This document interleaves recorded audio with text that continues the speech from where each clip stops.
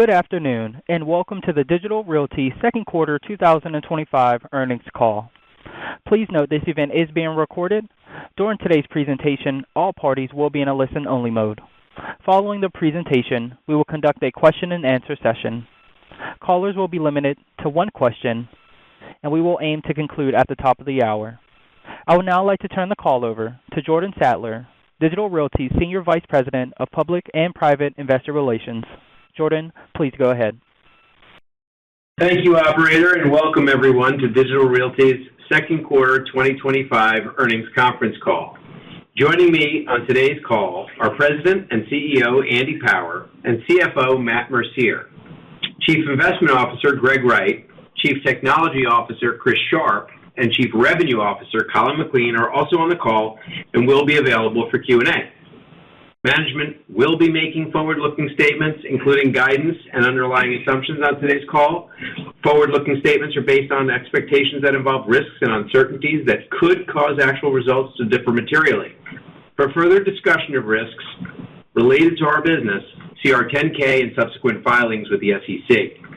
This call will contain certain non-GAAP financial information. Reconciliations to the most directly comparable GAAP measure are included in the supplemental package furnished to the SEC and available on our website. Before I turn the call over to Andy, let me offer a few key takeaways from our second quarter results. First, we posted $177 million of new bookings in the quarter at 100% share, including $135 million at Digital Realty share. Record performance in the 0 to 1 megawatt plus interconnection product set stole the show in the quarter with $90 million of bookings. Second, core FFO surged to a record $1.87 per share, outperforming expectations for the quarter and contributing to an increase in our revenue, adjusted EBITDA, and core FFO per share guidance for full year 2025. And third, we continue to extend our runway for better long-term growth with oversubscribed LP equity commitments for our first U.S. hyperscale data center fund, additional development site acquisitions in key U.S. markets, and a robust balance sheet that is highlighted by more than $7 billion of liquidity and below-target leverage. With that, I'd like to turn the call over to our President and CEO, Andy Power. Thanks, Jordan, and thanks to everyone for joining our call. As enterprise digital transformation, cloud computing, and AI adoption continue to accelerate, Digital Realty's global platform is uniquely positioned to meet the full spectrum of customer needs while delivering differentiated value. With our 20-year track record of execution as a data center operator, 5 gigawatts of development capacity, and more than $15 billion of private capital to support it, Digital Realty has the wherewithal to service its growing enterprise and hyperscale customer base for years to come. Over the past 2.5 years, we have been focused on driving better long-term sustainable growth in core FFO per share, and we are starting to see the fruits of our labor. A key pillar of our full spectrum strategy is our 0 to 1 megawatt plus interconnection business, which is anchored by connectivity-rich metro campuses. These campuses, typically located near where data is created and consumed, host mission-critical deployments that support hybrid multi-cloud IT, vital network infrastructure, industry-specific latency-sensitive applications, and AI inference, among other workloads. The common thread across these use cases is connectivity, and we have made it a priority to enhance our interconnection capabilities and services across the platform. Our focus on strengthening the customer value proposition is delivering results. Bookings in our 0 to 1 megawatt plus interconnection product set have seen consistent growth, with momentum accelerating over the past year, even as large AI-oriented leases have been in the spotlight. At the beginning of last year, we set an ambitious goal to double our colocation bookings, and we're well on our way to achieving it. In the second quarter, we signed $177 million of gross leases, including $135 million at share. Digital Realty's share of bookings were led by $90 million in our 0 to 1 megawatt plus interconnection category, a record result that is 18% higher than our prior record set only 2 quarters ago. Over the past 4 quarters, we have booked over $300 million in this category, up from approximately $200 million in 2023. This quarter's success wasn't driven by any single deal or even a dominant metro. Instead, leasing was broad-based with equal contributions from EMEA and the Americas, along with a healthy dose from APAC. Importantly, we also delivered record interconnection bookings in the quarter, as the momentum we have seen in the 0 to 1 megawatt category is starting to pay off, as customers have deployed their gear in our facilities and need to support the underlying workloads with connectivity. The bottom line output of this success is our core FFO per share growth. We earned a record $1.87 per share this quarter, a robust 13% increase over last year's results and 6% higher than last quarter. While the rate of acceleration in bottom line growth this quarter is notable and demonstrates the significant momentum we have in our business, our growth will be best measured in years. With our backlog at $826 million, we have strong visibility through the end of 2025 and beyond. Matt will provide details on the financials in a few minutes. The demand environment for data center capacity remains strong and broad-based, both geographically and by product type, driven by secular tailwinds in digital transformation, cloud, and AI. Demand for both sub-1 megawatt and large capacity blocks continues unabated. For sub-1 megawatt capacity, our pipeline is broad and deep across all regions, and as evidenced by our 4-month book-to-bill this quarter, these deals can typically be deployed much more quickly. We continue to position our large capacity blocks to support the growing needs of our hyperscale customers as we work to align development deliveries with the availability of power, and this approach has served us well so far. In North America, near-term capacity blocks continue to be the most in demand, and we've had great success in placing our near-term development, so most of the discussions that we are having are focused on late 2026 and early 2027 deliveries. In EMEA, demand from AI deployments is growing, but is still well behind the U.S. Consistent with historical trends, the larger capacity blocks in this region tend to be smaller than those in the U.S. In APAC, hyperscale demand is expanding, particularly in Tokyo and Singapore. Similar to EMEA, AI deployments are growing in APAC, but lag the U.S. Another sign of the strong demand environment is the tremendous success that we have enjoyed in launching our U.S. Hyperscale Data Center Fund, the latest evolution of our strategic objective to bolster and diversify our capital sources. Since our last earnings report, we've continued to receive commitments to the fund from a broad array of global institutions, including sovereign wealth funds, pension funds, insurance companies, endowments, and other institutional investors. We have received more than $3 billion of LP equity commitments to date and are on target for our final closing well ahead of our target raise and our original schedule. We are truly humbled that so many of the world's leading investors chose to invest their long-term capital in Digital Realty's inaugural fund. The early success of our U.S. Hyperscale Fund improves our strategic position by enabling us to continue to meet the growing and diverse needs of our hyperscale customers without overtaxing our balance sheet. While execution across our colocation and interconnection category will serve as the primary lever for growth in 2025 and 2026, we expect our substantial hyperscale capacity to bolster our backlog and to extend our runway for core FFO growth into 2027 and beyond. In today's competitive business environment, enterprises need the ability to scale quickly and securely across regions, and that's exactly what Platform Digital enables. Many of our customers start with a single deployment, but rapidly expand across our global footprint to interconnect with clouds, partners, and data at the edge.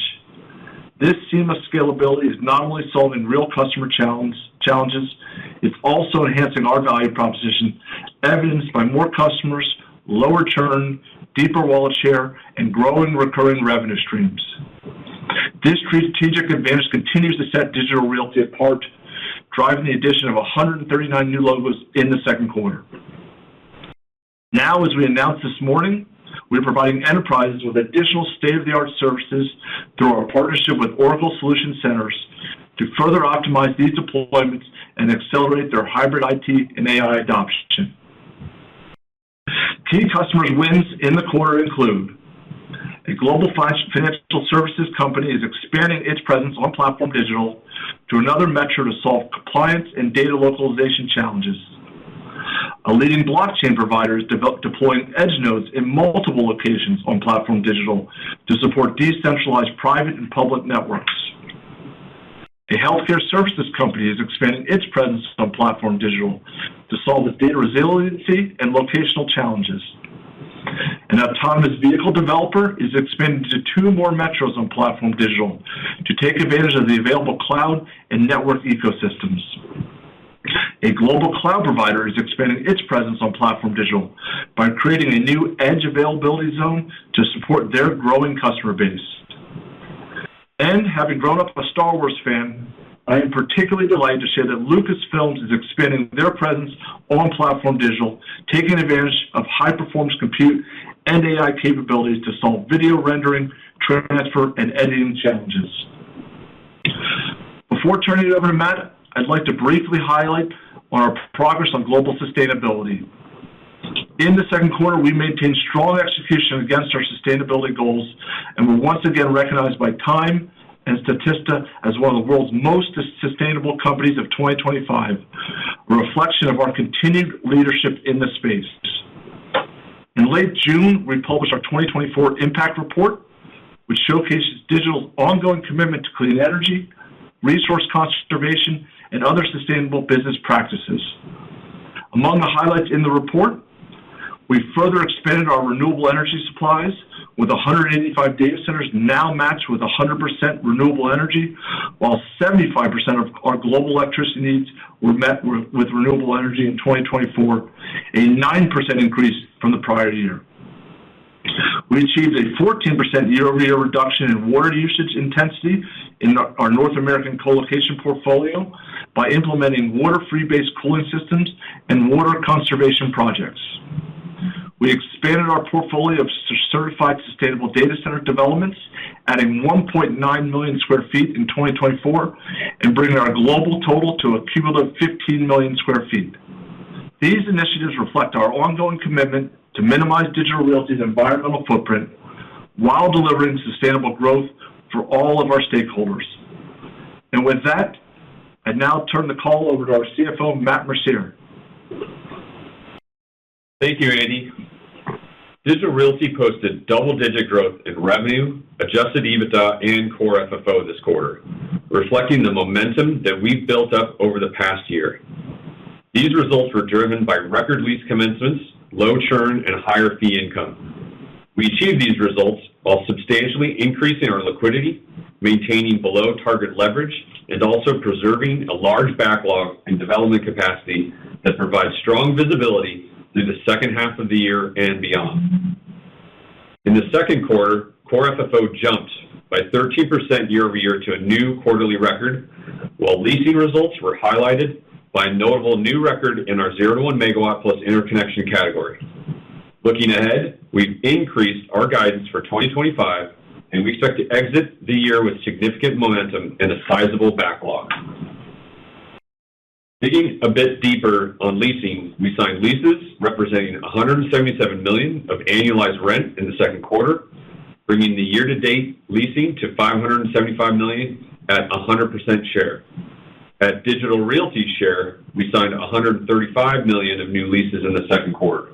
Of this, $90 million fell within our 0 to 1 megawatt plus interconnection product set, which exceeded our prior quarterly record by 18%.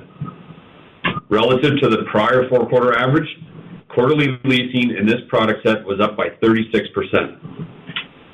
We signed $45 million within the greater than a megawatt category at our share, with leasing spread across our regions. Our top 5 leases in this segment ranged from 2 to 12 megawatts and saw steady to improved pricing.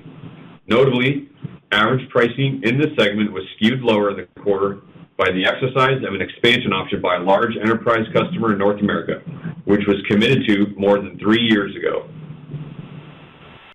Consistent with our objective of improving Digital Realty's long-term sustainable growth, more than 70% of bookings included fixed rent escalators of at least 4% or were linked to CPI. Our backlog at Digital Realty's share totaled $826 million at quarter end, as a record $228 million of commencements was only partially offset by our new bookings. Looking ahead to the second half of 2025, we expect another $241 million of leases to commence, which are more heavily weighted toward the fourth quarter. For 2026, we currently have $461 million scheduled to commence, while an incremental $124 million is already slated to commence in 2027 and beyond, providing strong visibility for multi-year growth. During the second quarter, we signed $177 million of renewal leases at a blended 7.3% increase on a cash basis, above the high end of our original 4 to 6% full-year guidance. Renewals in the second quarter were again heavily weighted toward our 0 to 1 megawatt category, with $130 million of renewals at a 4.2% uplift. Greater than a megawatt renewals of $41 million saw a robust 14% cash re-leasing spread. For the quarter, total churn continued to decline to just 1%, with negligible churn in our greater than a megawatt category.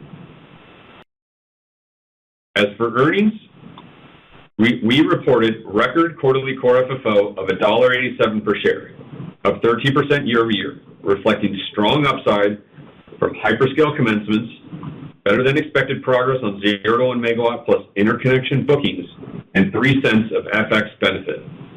On a constant currency basis, we reported core FFO per share of $1.84 in the second quarter. During the quarter, we saw an approximately 3-cent benefit in fee income tied to large-scale deliveries of data center capacity, which corresponded with our record leasing commencements. While operating expenses picked back up from last quarter's unusually low levels, the uptick was consistent with our growing book of business, and repair and maintenance expenses remain on pace for seasonal ramp in the second half of the year. Data center revenue was up by a robust 11% year over year, as the combination of strong renewal spreads, rent escalators, and new lease commencements more than offset the drag associated with the dispositions completed over the last 12 months. The increase in adjusted EBITDA was even greater, at 13% year over year, reflecting the growth in data center revenue and higher fee income. Same capital cash NOI growth was also healthy in the second quarter, increasing by 4.4% year over year, driven by 5.9% growth in data center revenue. On a constant currency basis, same capital cash NOI rose 1.8% in the quarter. Results were influenced by a bad debt reserve associated with broader macroeconomic and geopolitical factors and a prior year cash rent payment. For the first half of 2025, same capital cash NOI was up 3.4%. Moving on to our investment activity, during the second quarter, we spent over $900 million on development CapEx on a gross basis, which includes our partner share, and approximately $700 million on a net basis to Digital Realty. During the quarter, we delivered a record 96 megawatts of new capacity, 98% of which was pre-leased, while 16 megawatts of new data center projects started construction, leaving 734 megawatts under construction. At quarter end, our gross data center development pipeline stood at $9 billion and a 12.2% expected stabilized yield. Data center shells under construction increased to 610 megawatts during the quarter, while our land bank grew to 3.7 gigawatts, extending our runway for capacity growth to a record 5 gigawatts. As Andy noted earlier, we are also pleased with the success we've had to our U.S. Hyperscale Data Center Fund, which has the potential to support approximately $10 billion of total data center investment from the existing commitments. In the second quarter, Digital contributed a 40% share of the 5 existing operating assets, along with an 80% share of 2 development sites, resulting in a $900 million of gross proceeds to Digital Realty. Subsequent to quarter end, we also sold a non-core data center in Atlanta for $65 million. With the fund contribution and the non-core asset sale completed, we exceeded the midpoint of our prior disposition guidance for 2025. Turning to the balance sheet, by evolving our funding model, we are able to extend our reach and better serve the needs of our hyperscale customers without overly taxing our balance sheet. Leverage remains at 5.1 times, still well below our long-term target of 5.5 times, while liquidity remained robust at more than $7 billion, excluding the war chest of private capital we have amassed to support hyperscale development. We raised another $850 million of Eurobonds at the same 3.875% coupon as we did in January, but slotted this bond into 2034 to maintain our well-laddered maturity schedule. We used most of these funds last week to pay off the 650 million euros of maturing 0.625% Eurobonds. So unfortunately, we'll be facing a 325 basis point refinancing headwind beginning in the third quarter. This finishes off our maturing debt for 2025, with our next maturity arriving in January. Looking further out, our maturities remain well-laddered throughout 2035. Moving on to our debt profile, our weighted average debt maturity increased slightly to 4.6 years, and our weighted average interest rate ticked up to 2.7%. Approximately 84% of our debt is non-U.S. dollar denominated, reflecting the growth of our global platform and our FX hedging strategy. Approximately 94% of our net debt is fixed rate, and 96% of our debt is unsecured, providing ample flexibility for capital recycling. I'll now turn to our guidance. We are increasing our core FFO guidance range for the full year 2025 by 10 cents to $7.15 to $7.25 per share to reflect better than expected operating performance and our updated FX assumptions for the full year. We are also increasing our constant currency core FFO guidance range by 5 cents to $7.10 to $7.20 per share, consistent with the better than expected operating performance. The midpoint of our core FFO per share guidance represents approximately 7% year-over-year growth, reflecting the momentum in our underlying business, balanced by increased development spend and a reduction in leverage year-over-year. As a result of the year-to-date outperformance versus our expectations, strong momentum within our 0 to 1 megawatt business, and better than expected fee income, along with our updated FX assumptions for the year, we are increasing our revenue and adjusted EBITDA guidance ranges for 2025 by $100 million and $75 million, respectively. We are raising our cash and GAAP releasing spread guidance ranges to 5 to 6% and 7 to 8%, respectively, to reflect the performance we have seen year to date. We are also increasing our G&A assumption by $15 million while maintaining the rest of our operating assumptions for 2025. In sum, Digital Realty is extraordinarily well positioned with ample momentum to continue to drive the business into the future. Consistent with how we framed it nearly 18 months ago, our growth has accelerated so far in 2025 and is poised to continue through 26 and beyond.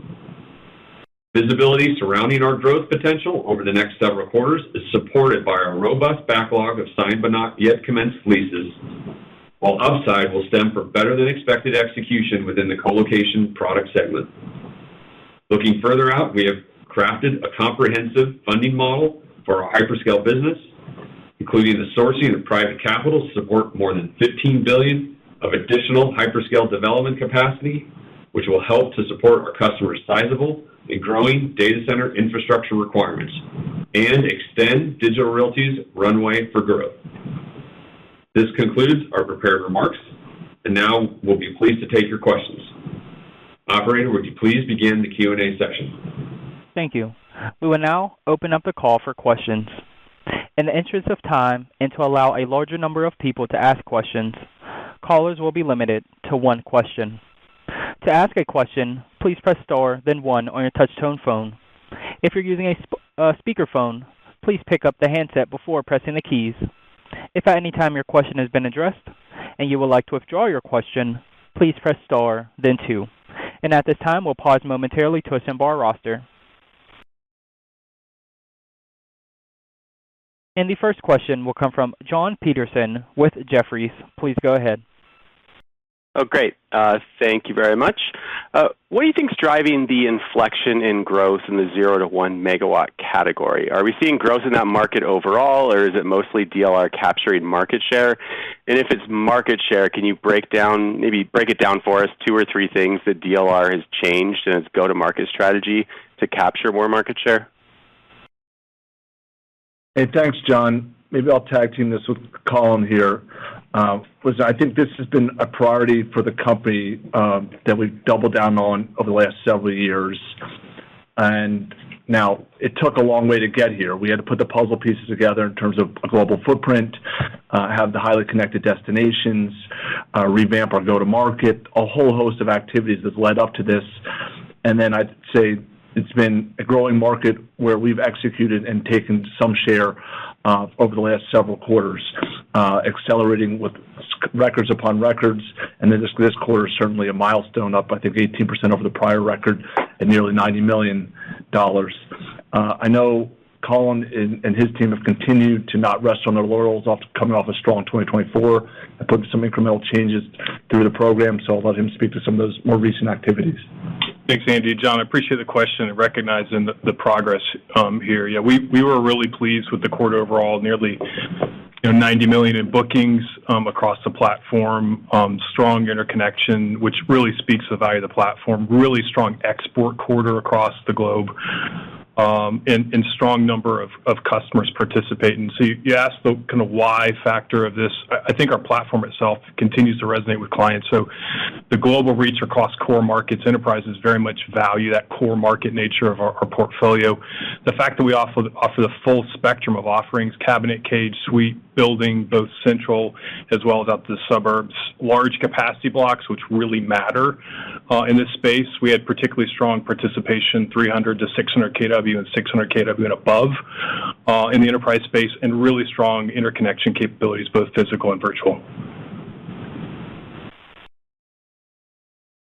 The next question will come from Jonathan Atkin with RBC Capital Markets. Please go ahead. Thanks. Wondered if you could talk a little bit about more broadly interconnection bookings, which I think was a record. Anything you can comment on this drove that, including around pricing, as well as how the second half bookings environment is shaping up, and a quick follow-up. I'll take the second part of that, John. Thanks for the question. I'll hand it to Chris to talk about the interconnection bookings in the quarter, which was a record. I'd say we're continuing the momentum in the second half, especially in that category. So we didn't pull forward or empty our funnel for the back half of the year. Off to a good start in just a few weeks in 3Q. And have a broad-based set of demand in that category from contributions across all the regions, just like the 2Q results penciled with, I believe, it was the number 1 for the Americas region, number 1 for the EMEA region, I think the number 2 contribution record for landing into APAC. And that's in 0 to 1 megawatt and interconnection. Speaking just to the interconnection results, I'll let Chris highlight some of the key points. Yeah, appreciate it, Jonathan. So I think there's 3 key factors that underpin the growth, the record growth that you see here today. So I think the sustained 0 to 1 megawatt bookings that we've had past year, those customers are on a journey, right? So they deploy new deployments, then they go to bookings, and then that bookings comes in as revenue as they start to activate more and more services across the platform. So I think that's the critical one that we keep seeing that build over momentum over time. I think the second piece is just the global pricing standardization. So aligning our interconnection value provides clarity and scale to a lot of our customers. And so you see a lot of that starting to mature into the overall portfolio as well around the globe. So not just a single market, but all the critical environments that we operate in. And I think the third is just the comprehensive, interconnection suite. So that's beyond what just Colin talked about is the physical cross connects, but those virtual services.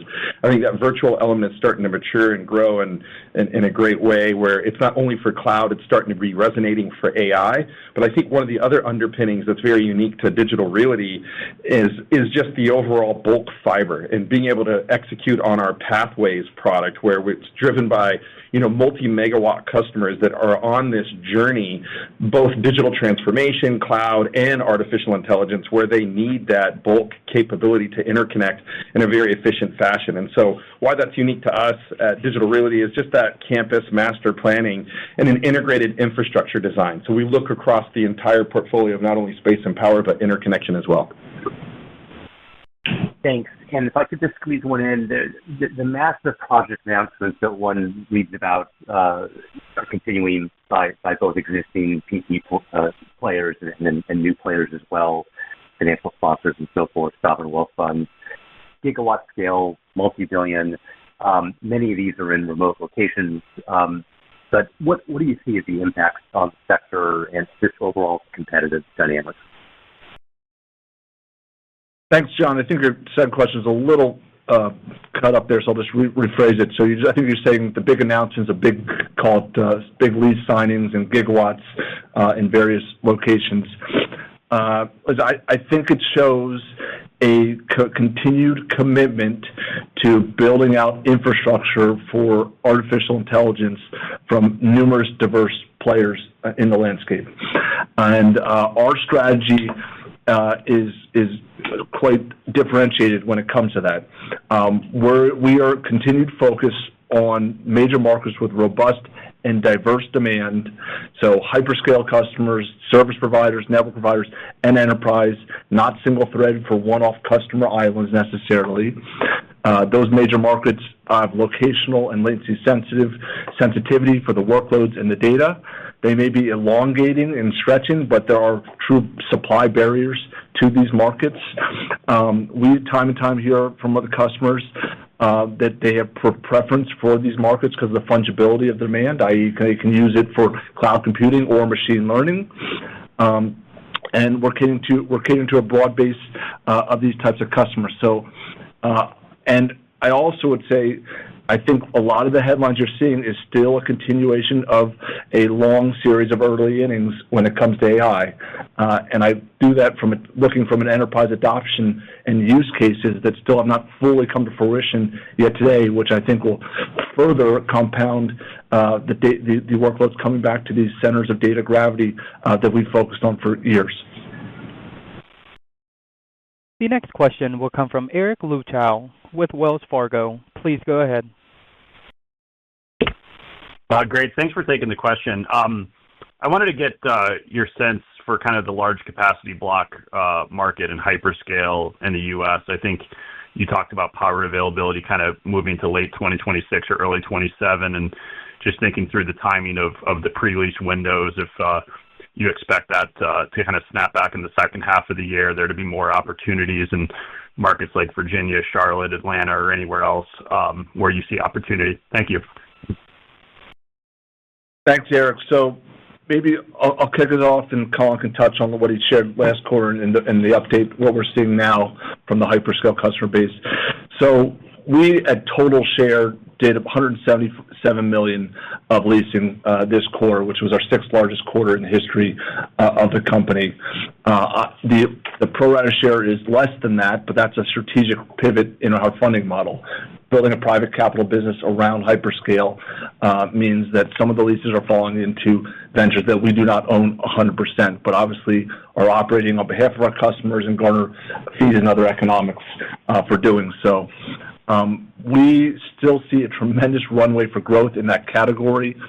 As you saw in our current results, we now have a total of 5 gigawatts of called inventory runway from land to shells north of 600 megawatts today, in addition to what's under construction and highly pre-leased on the development life cycle. We're very happy with the success of our inaugural fund, essentially oversubscribed, that essentially gives us in total 15+ billion of private capital for hyperscale to fund that journey. When it comes to the nearest term demands of the customers, they obviously sooner is better, and I'll let Colin talk to some of what he's been talking to those hyperscale customers about. Thanks, Andy. We've highlighted before that demand overall is very strong. That continues to be strong. Our pipeline is as strong as we have seen. The nature of that is both diverse by customer and global nature, although it's probably more tilted towards North America, where we have the larger capacity blocks.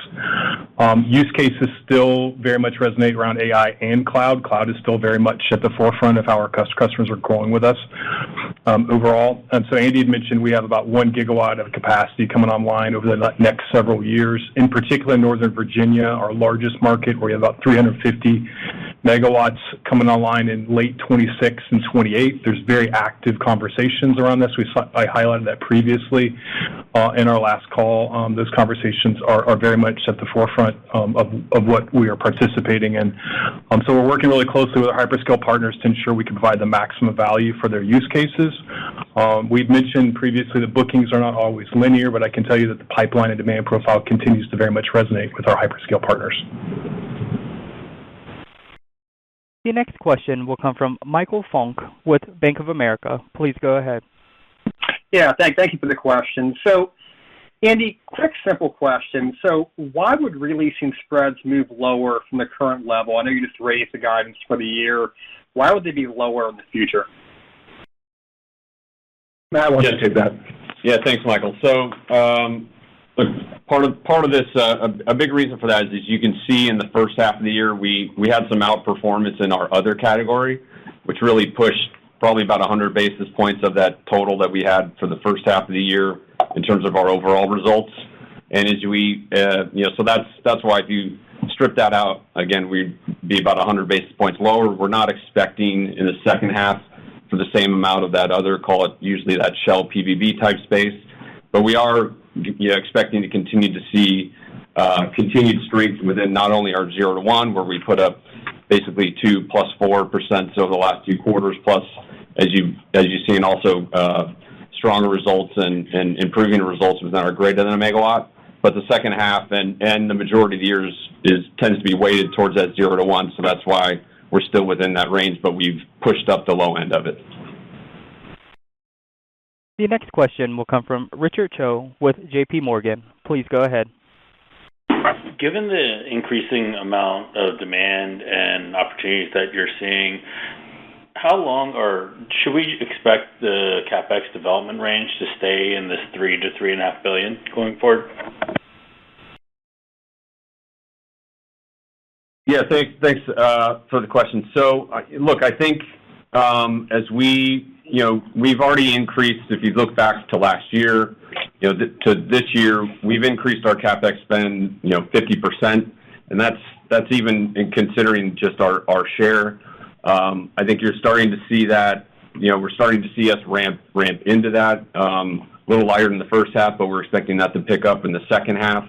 And as we've, amassed a war chest, if you will, of funding that's available for us to be able to capture this growing opportunity set, I think there's clearly the potential for us to continue at a gross level of CapEx to expand that going forward.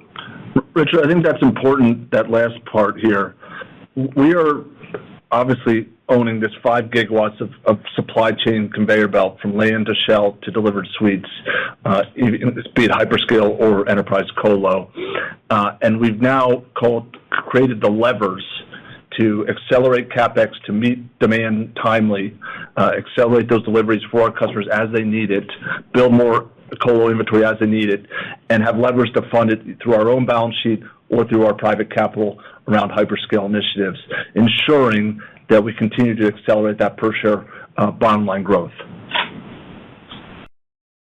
The next question will come from Frank Louthan with Raymond James. Please go ahead. Great, thank you. I wanted to ask about the executive order for permitting data center infrastructure, and can you give us some idea? I know it's early, but at a high level, kind of how do you expect that to help your bookings, and does that potentially open additional opportunities for you over the next few years with that more streamlined potential permitting environment? And thanks, Frank. So when I look at the what just came out in the last 24 hours or so, I get two takeaways. One, they're looking to reduce regulatory barriers for domestic U.S. data center build-outs. That's one. And two, they're promoting the U.S. AI tech stack as the dominant technology around the world, both of which I see as only positives for the industry in this state of demand, and in particular for digital. On the first one, we're talking about streamlining permitting for data centers, expanding and modernizing the power grid, high security data center for sensitive military, other use cases, helping us in the workforce and pipelines for infrastructure jobs, for AI, and data centers are included in that. A host of activities that I think will hopefully grease the skids so that we can bring our infrastructure for our customers on in a more seamless, expedited fashion, just as our customers need it. And the second one is really trying to enable some of our top customers to export their capabilities, the full stack for American AI technologies, to allies and partners worldwide. And we at Digital are supporting customers, 5,000 customers across 50-plus metros on 6 continents. Now, we've talked a lot about the AI part of that demand being very U.S. heavy recently, but I think the second leg of the stool could certainly further accelerate the globalization of these technology trends, and we're ready for it. The next question will come from Michael Elias with TD Cowen. Please go ahead. Great. Thanks for taking the question. 2 quick ones, if I can. First, regarding Charlotte, I was wondering if you could give us an update there, specifically around availability of power, and then also how conversations are tracking there. And then second, how would you describe your enterprise pipeline, specifically within the plus 20 megawatt category? Thank you. The enterprise 20 megawatt pipeline. Didn't expect that question. But Greg, why don't you speak to Charlotte, and Colin, you want to tag team on the customer lines in addition to the pipeline question? Yeah.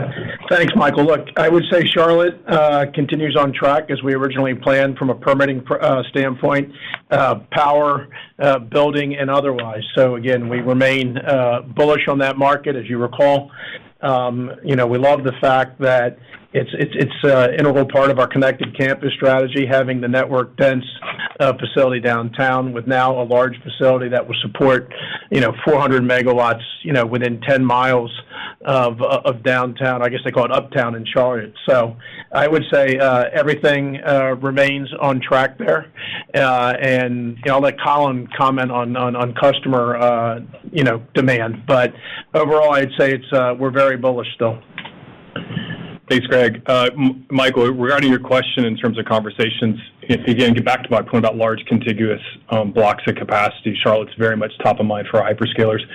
As Greg highlighted, they like the architectural design, downtown, densely connected building, scaling out to a suburb with large amounts of capacity available. So very much interesting conversations and a growing pipeline with our hyperscalers of that variety. Related to the enterprise overall, again, we highlighted quite a bit of success that we've been building over the last couple of years, executing against our strategy. The $90 million in bookings is complemented by a keen effort to try to emphasize the value proposition we have with these enterprise clients. Related to future orientation, our enterprise pipeline is the largest on record. That contains both the larger footprint variety I highlighted previously. The bands within the enterprise capacity are seemingly creeping up. We saw really strong success in 300, 600, and 600 in a megawatt. The pipeline also reflects that overall.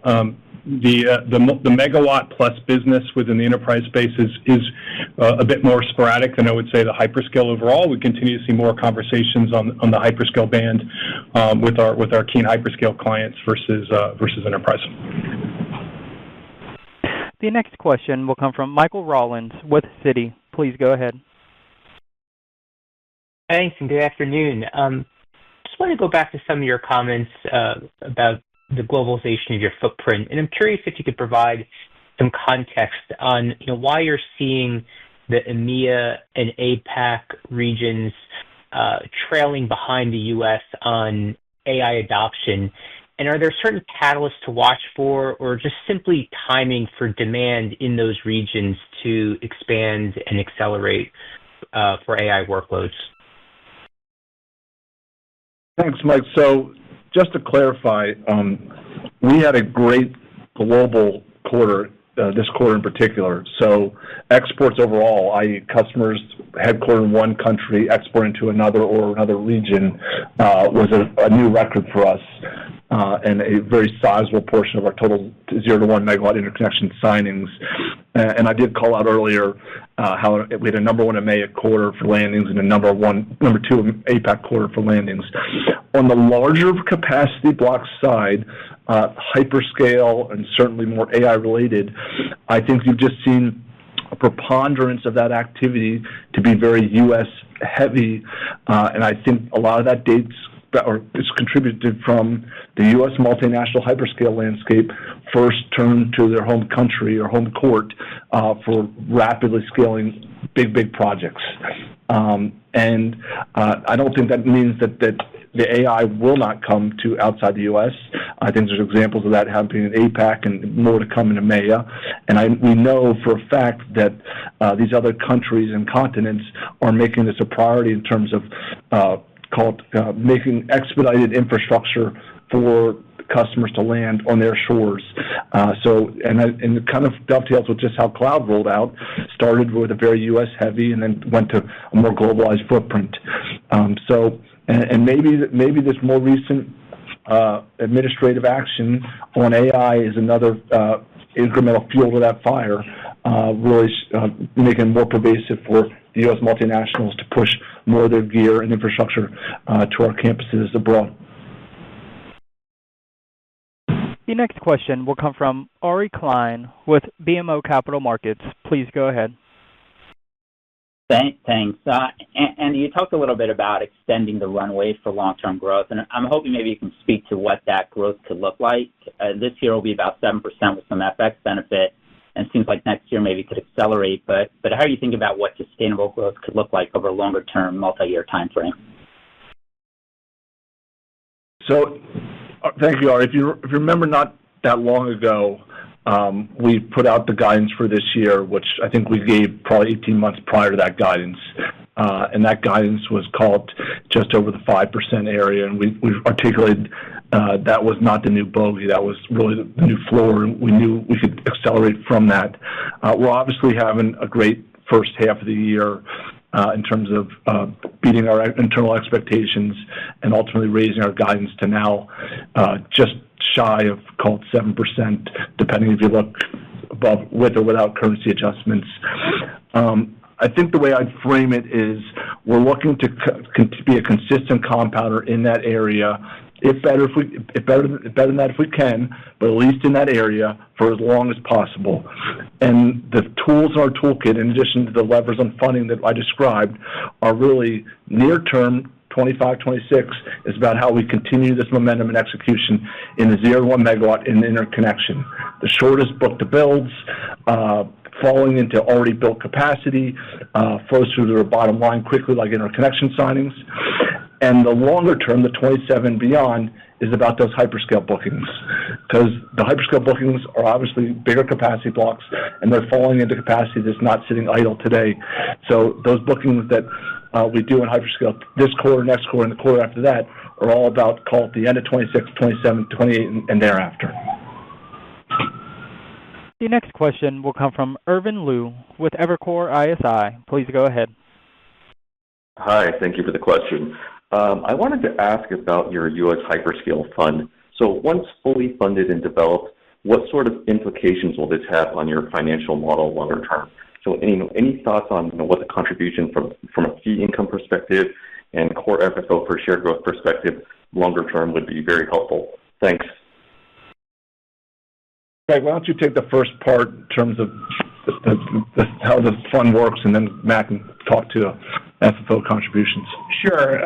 Thanks for the question, Urban. I think, as we talked about on prior calls, first of all, what is the makeup of the fund and how is it being funded? As you recall, we contributed 5 stabilized assets, in various markets to provide diversification, which was attractive to investors.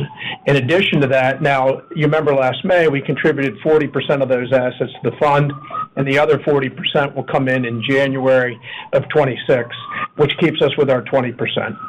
In terms of the development assets, you may recall we contributed 4 parcels of land up front, which are going to support 7 buildings, again, in these, as Andy mentioned earlier, in these Tier 1, latency-sensitive, product-agnostic markets, places like, Nova, Dallas, Charlotte, Atlanta. So that's what's being contributed today. When you look at our total fund today, I would say about, roughly 70% or so is earmarked, which leaves us with about 30%, give or take, of discretionary capital to go ahead and deploy in developments that haven't already been identified. So that's what the fund is and where it is. Maybe I'll turn it over to Matt now to discuss your other part of your question. Yeah, thanks. Look, I'd say this in kind of 2, I'll break it into 2, trying to be simple buckets, right? So we've got, as Greg noted, we've got up to $10 billion ultimately to deploy. That's going to go out over the next, few years as we continue to develop these data centers. And, we're going to expect to earn similar returns to what we're seeing, call it today on our balance sheet, as we disclose in our supplemental. And that development's going to ramp over time, and we'll get our, call it, 20% share of that. So it'll ramp over the next few years, but it'll be relatively minimal at the start, call it over the next year, and then continue to ramp over the next, call it, 3 to 4. The other main side of that is fees, right? And the largest portion of the fees is going to come from our asset management fee, which is based on the committed equity, and that's at a market rate, and that'll come in sooner. So that's going to give us some of that near-term benefit. The next question will come from David Guarino with Green Street. Please go ahead. Thanks. Maybe sticking on the hyperscale fund, can you talk a little bit about the strategic rationale for keeping a majority stake in the operating assets, but a minority stake in the development assets? And I'm curious, Greg, if maybe that's a fundraising trend you think we'll see across the industry with that structure, or was that maybe just specific to these assets in this deal? Just to clarify, it's the same ownership stake in both the stabilized assets and the development assets. So the end landing is a minority 20% in both the operating and the development assets. David, if you want to ask another question, you can go ahead too. What wasn't meant to clarify? Yeah, I must have misread that in the presentation then. So other one, then maybe we'll kind of switch gears. There's been this trend we've seen probably just the last few quarters or maybe the last year or so about utility companies requiring larger upfront commitments. And I'm wondering, how's that impacting your construction cost per megawatt? And would you view that as a net positive or a net negative for a company as large as Digital Realty? Thanks, David. Listen, I view that as a maturing of the broader industry around data center infrastructure and power. It's on the back of these utility companies, especially those who are not quite used to seeing prevalent data center demand, getting numerous inbounds from numerous shops. And they, in my opinion, what they needed to do and have now done is raise the bar for entry, i.e. they made real counterparties that own land, have real commitments to building the infrastructure for their customers. And that often requires security deposits or counterparties of substance. And I think that's a net positive to rationalization and stabilization of the industry. And given Digital's track record, I think we show up in front of these utilities as a really good partner. We never were an issue on this. and now we can call it flush out folks that were maybe in the land flipping game, and really try to get to folks that are really dedicated for the long haul in scaling data center infrastructure. The next question will come from Jim Schneider with Goldman Sachs. Please go ahead. Good afternoon. Thanks for taking my question. It's good to see the momentum in the 0 to 1 bookings category. If that sustains itself, I'm just wondering, given that there's a smaller blocks of space, do you have availability in your existing installations for 2026 such that you could slot in more of that business into 2026 commencements and potentially drive further upside to 2026 financials? Is that a reasonable assumption? Thanks, Jim. So we had a record last year in that category that was demonstrably higher than the prior year. We're pacing, obviously, well ahead in the first half of this year and plan to keep that momentum. And when we set our goals for 2026, albeit being July right now, I can tell you the goals will be another stair step up in that direction. And part and parcel of that is making sure you have the inventory runway for growth. So yes, we have some certainly supply constrained markets along the way, some of our most sought after markets, but we're in 50 plus metropolitan areas around the world, and adding new markets like our recent entry into Indonesia. And we also have what we've been playing out, and you see a little bit in our same store pool, the repurposing for higher and best use of our footprint. So when a customer that has a multi-megawatt hall expires, we look at that and say, you know what, maybe we should be positioning that towards our inventory for our colo. So we got able to call it self-help in terms of making sure we have homes for our customers to grow. The next question will come from Vikram Malhotra with Mizuho. Please go ahead. Thanks for taking the question. So I just wanted to dig in more into the 0 to 1 megawatt kind of pace/capacity. Your peers obviously saying they're building bolder over the next 5 years or 3 years, building next 2 years and hoping to lease up. I guess two parts. One, as you're growing the booking space, can you just elaborate? Are you taking share? Is it a bigger TAM as you see it? And then maybe if you can give a sense of on a 3-year basis, do you anticipate CapEx having to just ramp up in order to take advantage of what may be a much bigger TAM ultimately down the road? Thanks, Vikram. So I don't want to speak to any specific competitor, but listen, I think there's agreement in the market that this is a very large and attractive addressable market. We've invested for years to essentially have a global platform with the capabilities to give a really compelling value to our customers, and you've seen that from the 5,000 customers we have today growing with us and doing repeat business.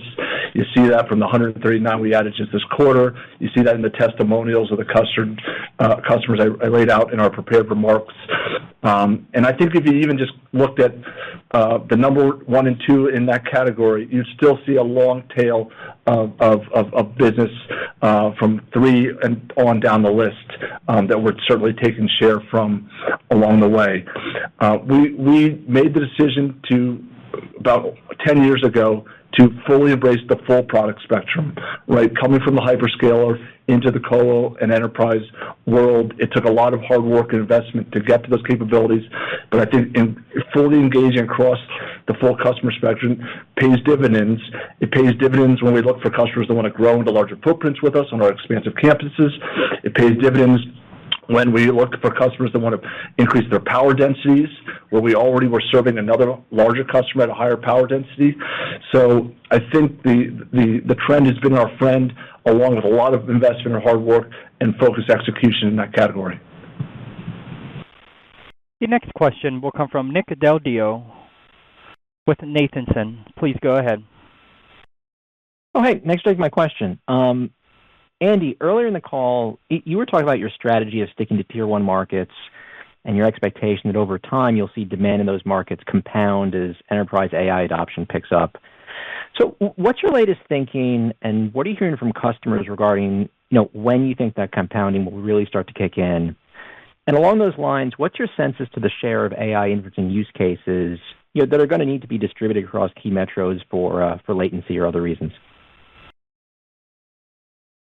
Thanks, Nick. So I'm a big believer in what you just outlined or repeated from what I said earlier, but I think the timing is still an unknown. I think our success this quarter, last quarter, and several quarters when it comes to the enterprise has been seen very modest AI contribution.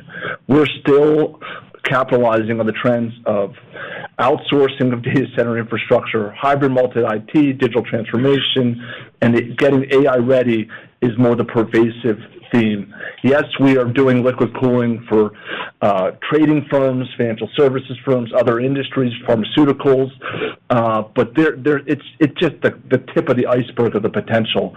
And I think it really ties back to corporate enterprise. I don't think has gotten anywhere near the pervasiveness of AI adoption and use cases, especially in a private set.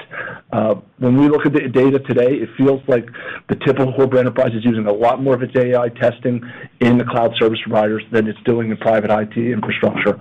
But just like the journey on cloud started that way and came back to hybrid, I think you're going to see the same trend. And we are well positioned when that happens. And between now and whenever that happens, we have a lot of business with both our enterprise and our hyperscale customers to do in the core markets where we offer and support them. This concludes the question and answer portion of today's call. I would now like to turn the call back over to President and CEO, Mr. Andy Power, for his closing remarks. Please go ahead, sir.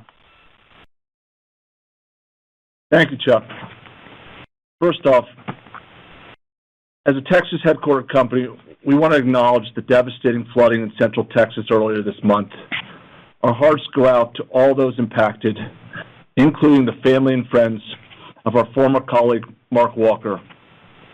Mark played a key role in our investments team and was admired for his pursuit of high standards, intelligence, devotion to his family, and quick wit. He left a lasting impact on many of us. Wrapping it up, Digital Realty delivered another strong quarter, building on the momentum from earlier this year. We saw record performance in our 0 to 1 megawatt plus interconnection business, underscoring the strength of our global full spectrum platform and the demand for data center infrastructure.